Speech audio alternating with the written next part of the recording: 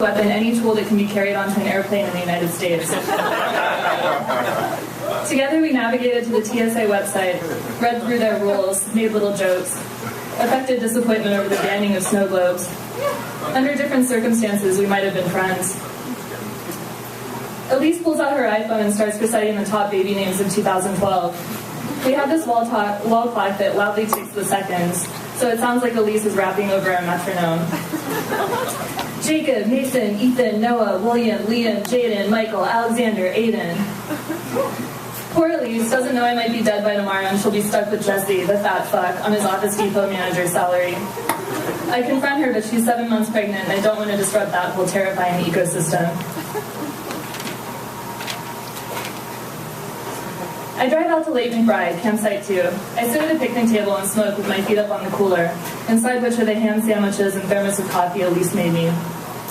Jesse appears between the trees, wearing a threadbare white undershirt that he's probably had since high school, since he and Elise used to skip chemistry and fuck in Jesse's dad's Volvo parked in the access ramp to a cornfield. A tool belt clings to his hips under his big belly. He smiles as if forgetting that we're about to hurt each other. We walk to a clearing of mud that's been churned and chewed by off-road vehicles. The heat's thick as jelly, the forest alive, bristling with sound. Jesse and I do a crouch dance around each other, me holding pliers, Jesse wielding a Phillips head screwdriver. I don't feel angry at all. The real time to duel was last week, right after I ran into Candy at Walmart.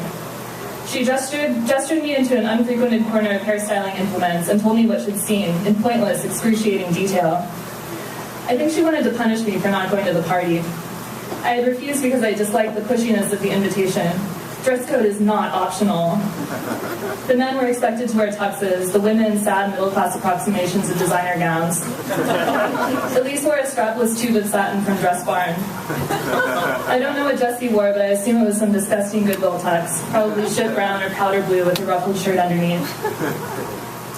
According to Candy, Jesse and Elise went missing sometime around the award for Best Sound Mixing.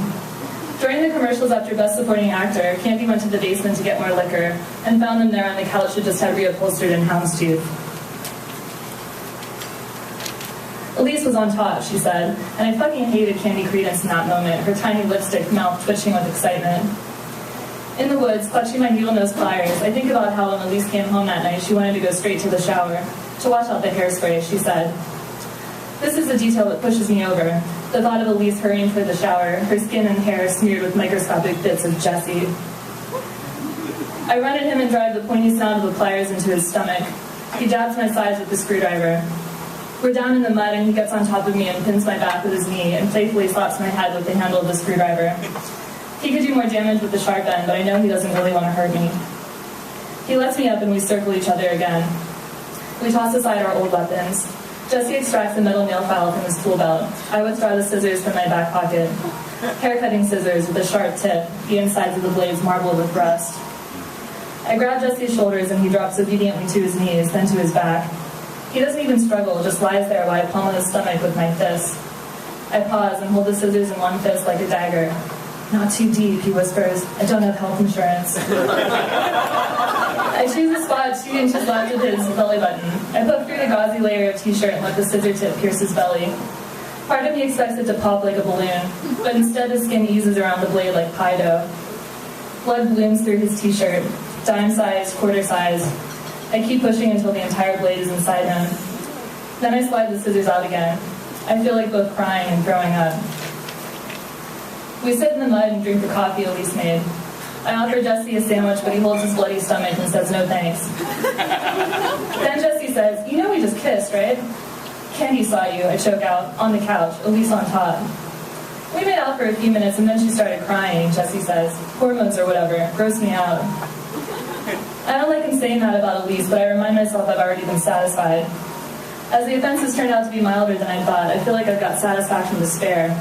Some extra satisfaction to enjoy by itself, like the dish of cookie dough Elise sets aside for me to eat raw. We drive back to town and stop at Walgreens for gauze and ointment. We get a room for the night at the Country Inn. Jesse lies on the slippery bedspread while I dress his wound. The warm, trusting sphere of his stomach rises to meet the pressure of my palm. I go to Taco Bell and get us a bag of hard-shell tacos. We smoke Jesse's weed and watch Rocky IV. Of course, I can't tell Elise what good friends Jesse and I have become over this whole duel thing. Whenever I leave to hang out with him, I tell her I'm helping my brother raccoon-proof his basement. One night, when the baby is several days past due, I come home and Elise is sitting in the kitchen, angrily drinking herbal tea. She says she talked to my brother and he hasn't been having any raccoon problems. When I tell Elise about Jessie, her mouth does that thing where her lips disappear and her eyebrows rise, so her face looks like a scary, mouthless clown mask. Jesse's pretty much my best friend now, I say. He's a really cool guy. I can see why you'd cheat on me with him. Stop it, Elise says. You're trying to punish me. It isn't all about you, Elise, I say. Elise says that I'm forbidden to see Jessie under threat of divorce. I agree to her terms, fearing her anger is a poison that could harm the baby. I reassure her, rub her back, add hot water to her tea mug. Later, I fall asleep with my palm cupped over her belly, imagining that she's Jessie and that we're spending another night together in the country inn next to Perkins. Thank you.